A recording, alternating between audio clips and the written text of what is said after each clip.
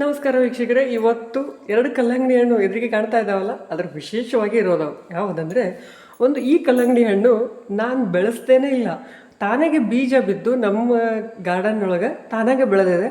ಇಷ್ಟು ಎತ್ತರ ಬೆಳೆದ್ಮೇಲೆ ಆ ಗಿಡ ಒಣಗೋಯ್ತು. ಯಾಕಂದ್ರೆ ನನಗೆ ಅರ್ಥ ಆಗಿಲ್ಲ. ಫಸ್ಟ್ ಟೈಮ್ ಅದು ಬೆಳೆದಿರೋದು, ಹಾಗಾಗಿ ಅದನ್ನು ಹೇಗೆ ಆರೈಕೆ ಮಾಡಬೇಕು ಅನ್ನೋದ್ರ ಬಗ್ಗೆ ನಂಗೆ ತಿಳುವಳಿಕೆ ಇದ್ದಿಲ್ಲ. ಮೋಸ್ಟ್ಲಿ ಅದಕ್ಕೆ ಬಾಡೋಯ್ತು ಏನೋ ಗೊತ್ತಿಲ್ಲ. ಇಷ್ಟೇ ಬಿಟ್ಟು ಬಾಡೋಗಿದೆ. ಅದು ಏನಾಗೋ ಇದಂತ ಅದನ್ನೊಂದು ನೋಡೋಣ. ಆಮೇಲೆ ಇನ್ನೊಂದು ಇಲ್ಲಿ ನೋಡಿ, ಇದು ನಮ್ಮ ಮನೆ ಹತ್ತಿರ ಇರೋ ನಮ್ಮ ಫ್ರೆಂಡ್ ಯಾರು ಲಕ್ಷ್ಮೀ ಪಾಟೀಲ್ ಅಂತ, ಅವರು ಹಾರ್ಟಿಕಲ್ಚರ್ ಆಫೀಸ್ನಲ್ಲಿ ಕೆಲಸ ಮಾಡ್ತಾರೆ. ಅವ್ರು ನಮಗೆ ಇದನ್ನು ಸ್ನೇಹಪೂರ್ವಕವಾಗಿ ಕೊಟ್ಟಿದ್ದು. ಯಾಕಂದರೆ ಅವ್ರಿಗೆ ಇದನ್ನು ಪ್ರೀತಿಪೂರ್ವಕವಾಗಿ ಕೊಟ್ಟಿದ್ದು ಅಂದರೆ, ಅವರ ಆಫೀಸ್ನಲ್ಲಿಂದ ಈ ಬೀಜಗಳನ್ನು ಪಡೆದು ಪ್ರಾಯೋಗಿಕವಾಗಿ ಅರ್ಧ ಎಕರೆ ಈ ರೀತಿ ಕಲ್ಲಂಗಡಿ ಹಣ್ಣನ್ನು ಬೆಳೆದು ಯಶಸ್ವಿ ಕೃಷಿಕನಾಗಿದ್ದಾರಂಥವ್ರು. ಅಂಥವ್ರು ಕೊಟ್ಟಿರೋ ಹಣ್ಣಿದು. ಅವರು ನಮ್ಗೆ ಇದನ್ನು ಕೊಟ್ಟಿದ್ದಾರೆ. ಏನು ವಿಶೇಷತೆ ಐತಿ ಅಂತ ನೋಡೋಣ ಬನ್ನಿ. ನಿಮ್ಗಿನ್ನ ಹೆಚ್ಚಿನ ಕಾತರತೆ ನನಗೆ ಐತಿ ಇವಾಗ. ಆ್ಯಕ್ಚುಲಿ ಇದು ಏನಿದೆ ಅಂತೇಳಿ ಫಸ್ಟ್ ನನ್ನ ಕಲ್ಲಂಗಡಿ ನನ್ನ ಗಿಡದಲ್ಲಿ ಬೆಳೆದಿರೋದು ಏನಿದು ಅಂತ ನೋಡೋಣ.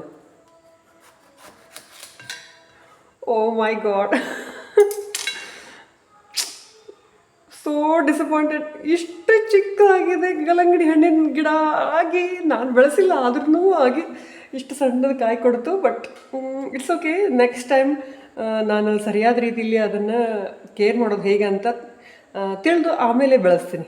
ಈಗದಂತೂ ಓಕೆ, ಈಗ ಏನೂ ಮಾಡೋಕ್ಕೆ ಬರೋಲ್ಲ. ಇದನ್ನು ಇದು ಸೈಡಿಗೆ ಇಟ್ಬಿಡೋಣ. ಈಗಿನ್ನ ಇದೈತೆ ನೋಡಿ, ಪ್ರಾಯೋಗಿಕವಾಗಿ ಬೆಳೆದಿರೋದು ಅಂತ ಹೇಳಿದ್ನಲ್ಲ, ಅದು ಹೇಗಿದೆ ಅಂತ ನೋಡೋಣ ಬನ್ನಿ. I am very excited to see this. ಯಾಕೆ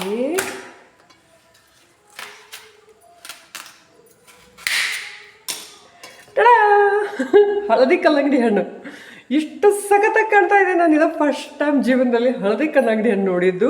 ಆಮೇಲೆ ಈಗ ತಿಂತಾ ಇರೋದು ಹೇಗಿರುತ್ತೆ ಅಂತ ನೋಡೋಣ ಬನ್ನಿ. First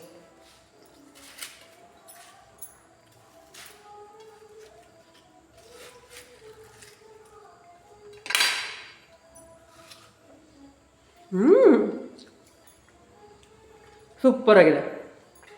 same taste but different texture ಅನಿಸ್ತದೆ. ಒಂಥರ ಎಲ್ಲೋ ಕಲ್ಲಂಗಡಿ ಹಣ್ಣು ಫಸ್ಟ್ ಟೈಮ್ ತಿಂತಾ ಇರೋದು. ಬಟ್ ಸಖತ್ ಮತ್ತು ಭಾಳ ಚೆನ್ನಾಗಿದೆ. ಮಾರ್ಕೆಟ್ನಲ್ಲಿ ಸಾಕಷ್ಟು ಬಂದಿದೆ ಅನಿಸುತ್ತೆ ನಮ್ಮ ಧಾರವಾಡ ಮಾರ್ಕೆಟ್ನಲ್ಲಿ.